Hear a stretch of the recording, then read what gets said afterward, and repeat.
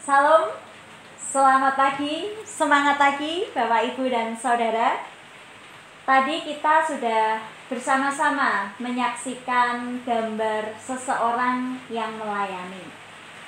Bapak Ibu, bagaimana rasanya ketika dilayani? Senang? Bahagia? Bangga ya?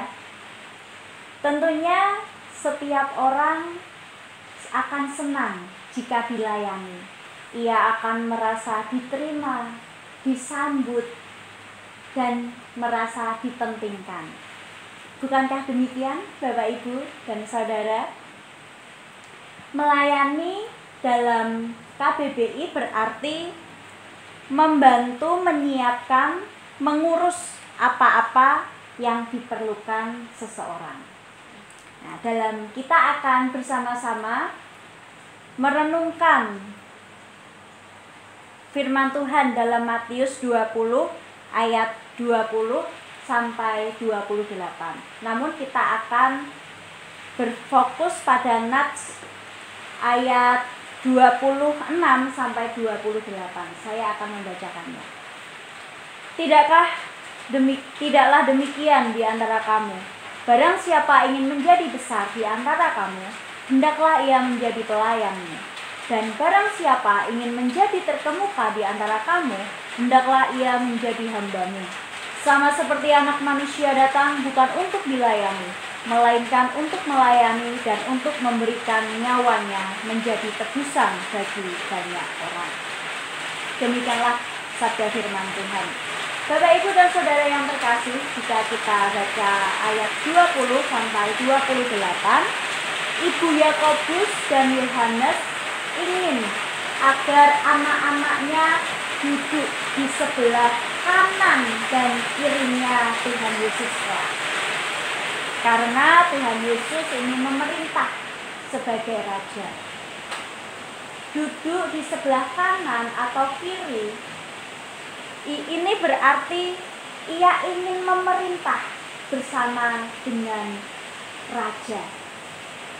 Karena setelah Raja, orang yang paling berkuasa ialah orang yang duduk di sebelah kanan atau kirinya Raja. Seorang raja berhak memerintah, melakukan semua apa yang ia kehendaki. Dalam kepemimpinan, raja ini berkuasa, diberi otoritas yang penuh untuk memimpin. Nah, dalam teori kepemimpinan, seseorang yang memimpin secara penuh ini disebut kepemimpinan dengan gaya otoriter. Nah, dalam kepemimpinan otoriter, maka akan ada jarak, ada atasan dan bawahan. Sebagai atasan, ia tidak boleh dibantah. Bawahan harus nurut dan manut apa yang dikatakan oleh atasan. Orang yang salah akan dihukum, dan bawahan harus takut dan taat. Begitu. Itu pemimpin yang otoriter, yang hanya suka memerintah, maunya dilayani, tidak turut berempati. Yakobus dan Yohanes ingin memerintah, sehingga dengan memerintah ia akan dianggap lebih besar, tinggi kedudukannya, unggul. Tapi tunggu dulu. Apa yang Yesus katakan? Barang siapa ingin menjadi besar, hendaklah ia menjadi pelayanmu. Barang siapa ingin menjadi terkemuka, hendaklah ia menjadi hamba. Dalam hal ini yang dimaksud Tuhan Yesus ialah melayani. Sebab Gusti Yesus sendiri datang ke dunia bukan untuk dilayani, tapi melayani dan memberikan nyawanya menjadi tebusan bagi banyak orang. Bapak Ibu, mari kita perhatikan. Yesus datang untuk melayani dan memberikan nyawanya. Memberikan nyawa berarti ia mau berkorban. Dalam melayani, kita perlu berkorban dan melakukan pengorbanan. Kita perlu menyangkal diri. Penyangkalan diri ini yang dimaksud menyingkirkan keakuan, keegoisan kita. Kita menyingkirkan keegoisan kita demi kepentingan orang lain, demi kepentingan bersama.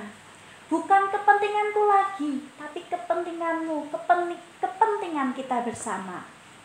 Misalnya, dalam situasi seperti ini, ada simbah-simbah yang perekonomiannya menengah ke bawah, terus membutuhkan bantuan dari sesama, tinggal sendirian. Apa yang kita lakukan untuknya? Kita dapat mendampinginya.